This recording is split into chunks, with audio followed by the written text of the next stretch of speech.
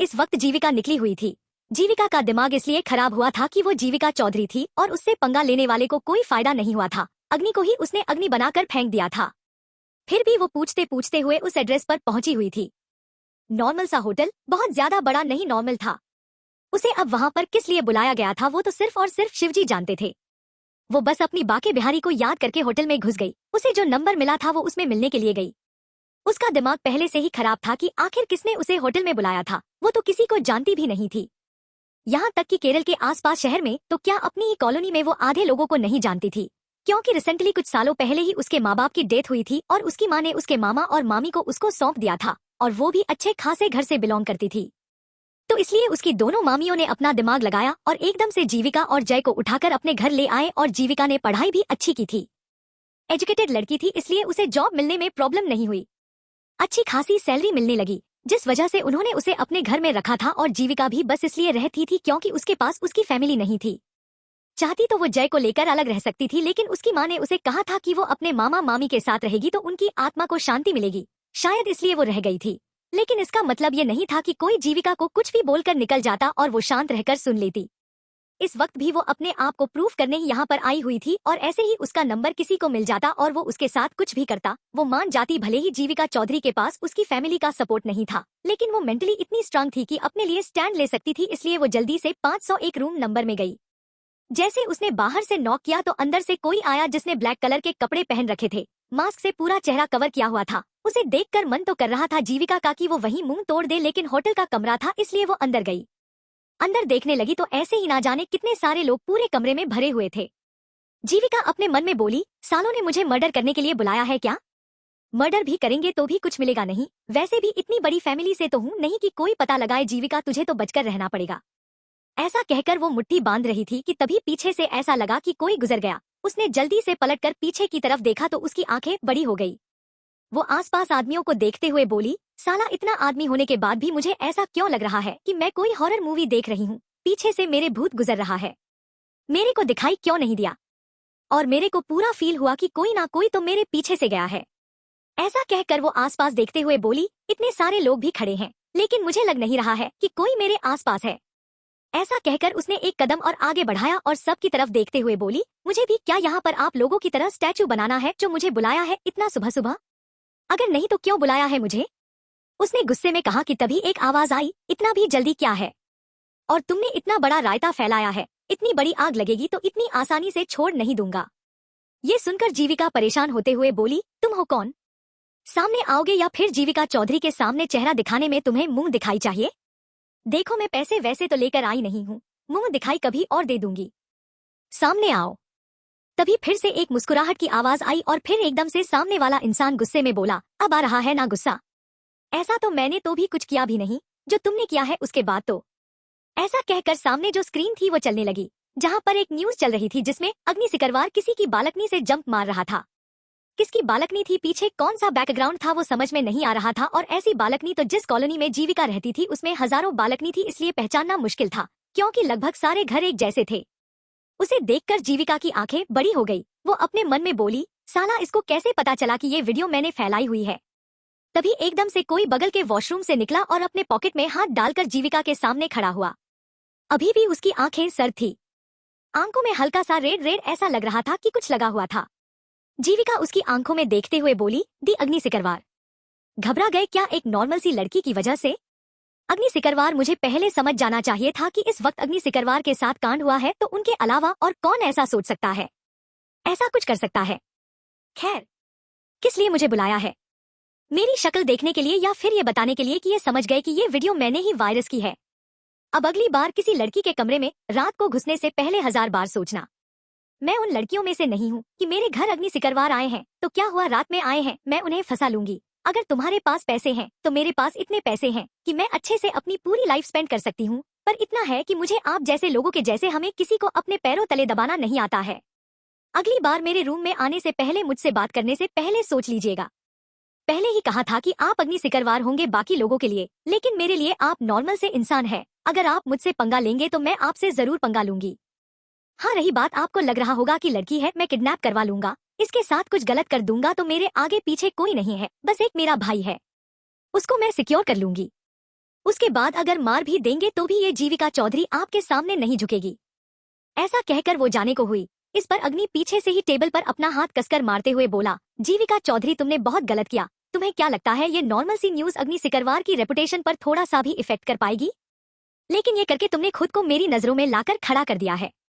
पहले तो मैं तुम्हें बस नॉर्मल ही ट्रीट करता था, लेकिन अगर अब तुमने मेरे सामने मेरे अपोजिशन में खड़े होने के लिए डिसाइड कर ही लिया है तो चलो लेट्स सी। ऐसा कहकर वो हल्के से जीविका के ऊपर झुका और बोला, वैसे एक सेंटेंस है अग्नि सिकरवार के तरफ से, everything is fair in love and war, और हम दोनों के बीच में तो दोनों है।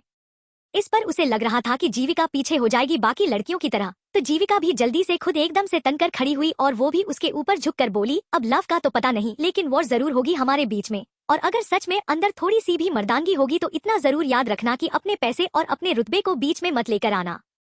उसके बाद जीविका चौधरी के सामने खड़ा होने की हिम्मत करना, अगर तुम्हें तुम्हारी औकात नहीं दिखा दी ना मैंने अग्नि सिकरवार तो मेरा नाम भी जीविका चौधरी नहीं। ऐसा कहकर उसने अपने बालों को झटक दिया। अब उसका इस तरह का तेवर देखकर अग्नि का दिमाग खराब इसलिए हुआ था क्योंकि आसपास उसके सारे गार्ड खड़े थे, उसके ही आदमी खड़े थे। अब भले ये चीज होटल के एक रूम में हो रही थी लेकिन उसके आदमियों के सामने तो उसकी बेइज्जती हो रही थी। वो क्या सोचते होंगे उसके बारे में कि अग्नि सिकरवार को एक नॉर्मल सी लड़की सुनाकर चली जा रही है और वो कुछ नहीं कर पा रहा है। वहां पर अब जीविका जा ही रही थी कि तभी अग्नि ने बगल में देखा जहां पर कुछ थम्स अप एंड वाइन की बोतलें पड़ी हुई थी, कांच की और ट्रे में रखी हुई थी। उसने गुस्से में एक बोतल की तरफ देखा और उठाकर कसकर फर्श पर पटक दिया। इतनी बुरी तरह से पटका था कि उसके कई सारे टुकड़े पूरे फर्श पर बिखर गए थे। आवाज सुनकर जीविका को थोड़ा सा अजीब लगा, इसलिए उसने पलटकर पीछे की तरफ देखा जहां पर अग्नि ने उस बोतल का बहुत बुरा हाल कर दिया था। कांच के टुकड़े जगह जगह पर जमीन पर बिखरे हुए थे। उसका गुस्सा उसके चेहरे पर नजर आ रहा था, पूरा चेहरा लाल पड़ गया था। उसे इस तरह से देखकर लड़कों को लग रहा था जो आसपास अग्नि के खड़े थे कि जीविका डर जाएगी।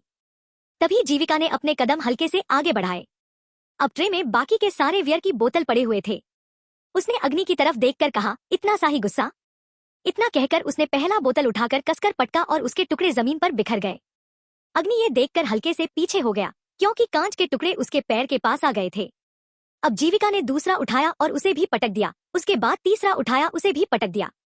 जितने भी सारे बोतल थे सारे पटकने के बाद बोली, इतना गुस्सा है मेरा तो सोचिए कि कितनी खतरनाक हूं मैं। ऐसा कहकर उसने बालों को फिर से अपने पीछे झटक दिया और वहां से स्टाइल में निकल गई। वहीं पर अग्नि बस उसे जाते हुए देख रहा था। दहशत और वायु ने सब कुछ हैंडल कर लिया था।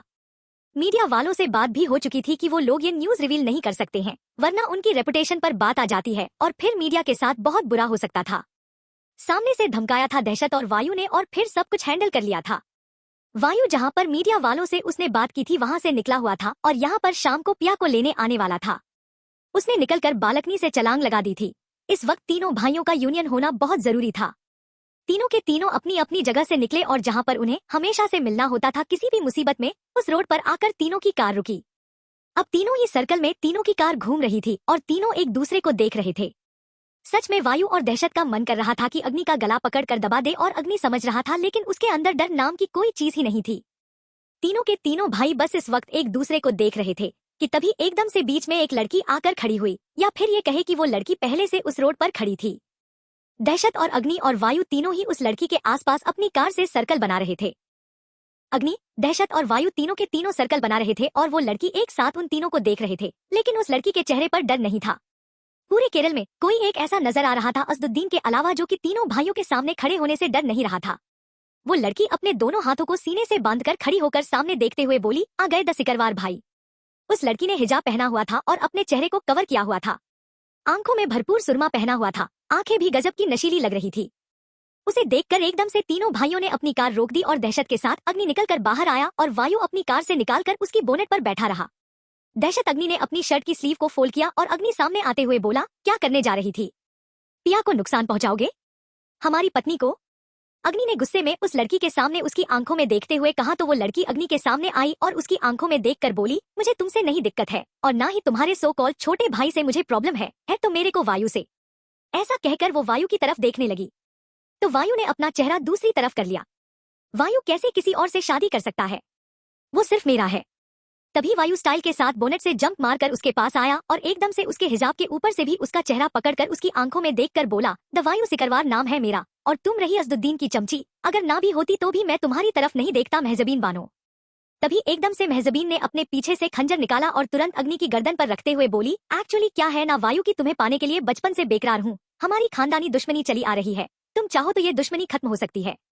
कर लो मुझसे शादी, अगर हमारा निकाह हो गया ना तो भाई भी सब कुछ भूल जाएंगे और तुम्हें एक्सेप्ट कर लेंगे। इस पर वायु दूसरी तरफ देखकर मुस्कुरा रहा था। अभी उसे कोई डर नहीं था।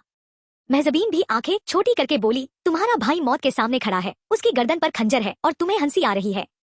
वायु दूसरी तरफ देखकर स्टाइल के साथ फिर से बोनेट पर बैठते हुए बोला, उड़ा दो, आई डोंट केयर, क्योंकि अग्नि है वो, उसे मारना उतना आसान नहीं है। ये सुनकर जैसे ही मेहजबीन ने अग्नि की तरफ देखा तो अग्नि ने तुरंत उसके हाथ पर वार किया, जिसकी वजह से खंजर नीचे गिर गया और अग्नि ने तुरंत उसकी गर्दन पकड़कर उसे धकेल दिया। वो जाकर दूसरी तरफ गिर गई। दहशत पीछे आया और फिर एकदम से आगे जाकर उसकी गर्दन पर अपने पैरों को रखते हुए बोला, एक्चुअली हमारे धर्म में औरतों की काफी रिस्पेक्ट की जाती है, शायद तुम्हें तो आइडिया ही नहीं होगा। कभी रिस्पेक्ट मिली होगी तब तो। खैर बकवास नहीं करना, बस एक इन्फॉर्मेशन देनी थी तुम्हारे भाई को कि अगर हो सकता है तो इस बार अपना पेट्रोल पंप बचा ले, ब्लास्ट होने वाला है पेट्रोल पंप। ऐसा कहकर सब अपनी अपनी कार में बैठ गए। वायु को देखकर महजबीन गुस्से में बोली, देखो वायु, मेरे साथ रहोगे तो तुम फायदे में रहोगे। इन दोनों भाइयों से ज्यादा तुम्हें प्रॉपर्टी दिलाऊंगी, उसके साथ साथ मेरे भाई की प्रॉपर्टी भी तुम्हारी हो जाएगी, हमारी हो जाएगी, और फिर पूरी लाइफ हम ऐश करेंगे तुम्हारे भाइयों को खत्म करके हम। ये सुनते ही एकदम से वायु ने अपनी गन निकाली और महजबीन के पैरों में शूट कर दिया। महजबीन वैसे के वैसे पैर पकड़कर गिर गई और चिल्लाने लगी। उसके पैरों से खून आ रहा था। वायु ने गन पर फूंक मारी और अग्नि की तरफ देखकर बोला, अब निकलेगा तू? कांड तो पहले कर लिया है तूने। आगे अग्नि, वायु, उसके पीछे और उसके पीछे दहशत, सबके सब निकले हुए थे। कुछ दूर पर पहुंचे और तीनों ने अपना ब्लूटूथ निकाला। तीनों कनेक्ट थे एक दूसरे से। दहशत सर थोड़ा सा झुका नीचे देखते हुए और कार ड्राइव करते हुए बोला, शाम तक का वेट नहीं कर सकते बुआ जी, वेट नहीं कर सकती है। अगर उन्होंने पगफेरे के लिए भेजा है दैट मीन्स हमें भी उनकी रिस्पेक्ट करना चाहिए। अग्नि सामने देखते हुए बोला, आप तो तू रिस्पेक्ट करेगा, बात पिया की है यहाँ पर तो रिस्पेक्ट तुझे करना ही करना है, वरना तुझे किसी की रिस्पेक्ट से क्या लेना देना है। और फिलहाल के लिए ऑफिस पहुंच, वरना बहुत मारूंगा। दहशत इरिटेट होकर बोला, देख मैं छोटा नहीं रह गया हूँ जो हर बार मुझे मारने की धमकी देता रहता है, और वैसे भी उसे जा रहा हूँ लेने, कुछ वक्त में लेकर आ जाऊंगा, उसके बाद जो कहेगे कर दूंगा। वायु इस पर मजाक बनाते हुए बोला, वाओ सर जी, एक मिनट के लिए भी दूरियां बर्दाश्त नहीं हो रही है। अगर यहाँ पर अग्नि ने कांड नहीं किया होता ना तो तू यहाँ पर नजर ही नहीं आता, और तुझे कैसे पता चला कि यहाँ पर महजबीन मेरा वेट कर रही है। दहशत बगल में देखते हुए बोला, हाँ तो तू अग्नि का ध्यान रख रहा था तो तेरा ध्यान रखने के लिए तो कोई होना चाहिए था ना, रख लिया मैंने। वैसे भी असदुद्दीन इस वक्त महजबीन के साथ कुछ और लोगों को बुला रहा था हमारे सामने खड़े होने के लिए। IDFC बैंक के CEO के लिए डिसीजन लेने वाले हैं कुछ लोग, जिसमें मैंने तेरा नाम प्रिस्क्राइब किया है, उन्हें दिया है। मे बी वो लोग तुझे चॉइस करें। अपोजिशन में शायद महजबीन है। इस पर अग्नि गुस्से में चिल्लाकर बोला, तुम दोनों के अंदर अक्ल है कि नहीं? कार में ये सब कोई डिस्कस करता है, सामने बैठो डिस्कस करो, ये कोई जगह है डिस्कस करने की? उसकी बात पर उसके गुस्से पर दहशत मुंह बनाते हुए बोला, तू बोल न इसे कि ऑफिस में जाकर देख ले, मैं उसे लेकर आता हूँ। उसे लेकर नहीं आऊंगा तो काम में मन नहीं लगेगा, वरना ये दिमाग में चलता रहेगा कि मैं घर जाऊंगा और वो घर में नहीं होगी, मेरे कमरे में नहीं होगी। तभी वायु आगे बोला, आज तो मैं सोच रहा हूँ वो वापस आएगी और माँ से लड़ाई करूंगा, वो मेरे कमरे में रहेगी। उसकी बात पर दहशत में गुस्से में अग्नि के बारे में सोचते हुए कहा, अग्नि तू देख रहा है ना? अग्नि उसकी बात पर बोला, वायु क्यों से परेशान कर रहा है तू? अगर तू उसे अपने रूम में ले जाएगा तो रात भर सोएगा नहीं, मर जाएगा वो। इस पर दहशत फिर से गुस्से में बोला, तू मुझे चिढ़ा रहा है? निकल गया ना कार से बाहर तो फिर यहीं पर रहना। दहशत की बात पर अग्नि और वायु दोनों हंसने लगे। हंसते हुए बोला, उसे लेकर और जो कुछ भी हुआ है मैं भी थोड़ा मिल लेता हूँ, ऑफिस में जाकर बात कर लेता हूँ। असदुद्दीन से भी मिलने जाना है, मीटिंग रखी है उसने सामने से तो वो कुछ करेगा नहीं। इस पर वायु ने भी हाँ में सर हिला दिया और सारे के सारे भाई जो एक साथ कार में एक ही रोड से जा रहे थे, वहां पर तिराहा और चौराहा दोनों पड़ रहे थे। चौराहे से वो तीनों अलग अलग दिशा में चले गए। अग्नि सीधे ऑफिस की तरफ गया और वायु बैंक CEO की मीटिंग में गया और दहशत वापस पिया को लेने गया। यहाँ पर पिया की जान में जान आई हुई थी। वो रीमा जी और कैलाश जी के साथ बैठी हुई थी। रीमा जी ने काफी कुछ पैक करके उसे दिया था खाने पीने के लिए, क्योंकि उसकी मनपसंद की चीज उसने मांग रखी थी कि उसे चाहिए खाने के लिए। रीमा जी जानती थी कि उनकी बेटी बड़ी नहीं हो सकती, वो हमेशा बच्ची रहेगी। वो सब कुछ पैक कर चुकी थी। एक बार वो सामान चेक करने के बाद अपनी कमर पर हाथ रखते हुए बोली, माँ ये जरूरी है साड़ी पहनकर जाना। रीमा जी उसे पकड़कर रूम की तरफ लेकर गई। कैलाश जी बाहर कुछ और सामान उसके ससुराल वालों के लिए लेने के लिए गए थे। पहली बार बेटी घर आई थी, वहीं पर अब लिविंग एरिया के कॉर्नर में खड़ी होकर वो उसकी प्लेट को सही कर रही थी, लेकिन अभी तक पिया को कोई चीज इफेक्ट नहीं कर रही थी। वो लगातार बस बात किए जा रही थी कि तभी एकदम से रीमा जी की नजरें उसकी कमर कर गई, जहां पर हो पाया था वहां पर तो उसने अपने स्क्रैच मार्क को हाइड कर लिया था, वो भी दहशत के कहने पर। लेकिन रीमा जी ने बार बार उसकी कमर पर हाथ लगाया था, जिसकी वजह से उसने जो हाइड किया था वो छूट गया था। उसकी कमर पर देखकर रीमा जी को बहुत अजीब लग रहा था। वो पिया की तरफ देखते हुए बोली, रात को अकेली थी तुम? इस पर पिया एकदम से कुछ कहने वाली थी कि तभी सामने से आवाज आई, क्या कह रही है सासू माँ? वो अकेली ही होगी ना? अब रीमा जी ने पलटकर पीछे की तरह देखा तो दहशत आगे बढ़ रहा था। रीमा जी बहुत ज्यादा कंफ्यूज इसलिए थी क्योंकि वायु भले छोड़ने आया था और पिया को, लेकिन दहशत बार बार चक्कर लगा रहा था। मतलब वो यहाँ से जाने की कोशिश नहीं करना चाहता था, वो जा भी नहीं रहा था, उसे बहुत बुरी तरह से यहाँ से भगाया गया था, इसलिए रीमा जी को अजीब भी लग रहा था। लेकिन दहशत वापस आ गया था। उसने पिया की तरफ देखा तो पिया ने मुंह टेढ़ा करके चेहरा दूसरी तरफ कर लिया और अपने मन में बोली, बात ही नहीं करूंगी, कल तक मुझे बहुत अच्छे से बात कर रही थी, इतनी गंदी हरकत करने के बाद इनको मुझ पर गुस्सा आ रहा है। मैं सबसे बताऊंगी कि इन्होंने कैसी हरकत की है। मुझे पता है, मुझे शर्म आनी चाहिए क्योंकि कोई किसी के साथ इतना गंदा कर ही नहीं सकता। समझ नहीं आ रहा किसी को कैसे बताऊं, इतनी बदतमीज में जो चल रहा है। अब मैं बात ही नहीं करूंगी, मैं बिल्कुल उनकी तरफ नहीं देखूंगी। मैं अग्नि जी से बताऊंगी, मैं वायु जी से बताऊंगी, इतने गंदे काम तो वो लोग भी नहीं करते हैं। ऐसा कहकर उसने रीमा जी की तरफ देखा और जल्दी से पल्लू लेकर अपने कंधे पर रख लिया। दहशत सामने आकर अपनी वॉच देखते हुए बोला, वक्त बहुत कम है सासू माँ, अपनी बेटी से विदा जल्दी कीजिए, हमें निकलना है। उसके बाद मुझे ऑफिस भी जाना है, वहाँ पर बुआ जी इंतजार कर रही है। कल परसों तक बुआ जी भी अपने घर लौट जाएंगी तो जितनी भी रस्में बाकी है वो पूरा करना चाहती है। ये सुनकर रीमा जी ने हमें सर हिला दिया। अब कुछ वक्त में कैलाश जी भी वहाँ पर आ गए। जो कुछ भी सामान था वो पिया ने उठा लिया था। ये देखते ही दहशत ने गुस्से में उसकी तरफ देखा और उसे वहीं पर रखने का इशारा किया। पिया उसे अपने सीने से लगाते हुए बोली, सब मेरे खाने पीने का सामान है, मैं नहीं छोड़ूंगी इसे। इस पर दहशत उसके हाथ से छीन लिया और उसके हाथ झटकते हुए बोला, जो चाहेगी वो वहाँ पर तुम्हें मिलेगा, लेकिन यहाँ से कुछ नहीं लेकर जाना है, ये माँ का आर्डर है। ऐसा कहकर उसने पिया का हाथ पकड़ लिया और सबकी तरफ देखने लगा और जल्दी से झुककर दोनों के पैर छू लिया। रीमा जी और कैलाश जी मुस्कुरा दिए। पहली बार ऐसा लग रहा था कि उन्हें इतनी ज्यादा खुशी हो रही थी। दहशत ने माना तो था कि वो उसके सास ससुर थे, इज्जत करनी चाहिए थी। अब पिया मुंह बना रही थी क्योंकि वो एक भी दोस्त से नहीं मिल पाई थी।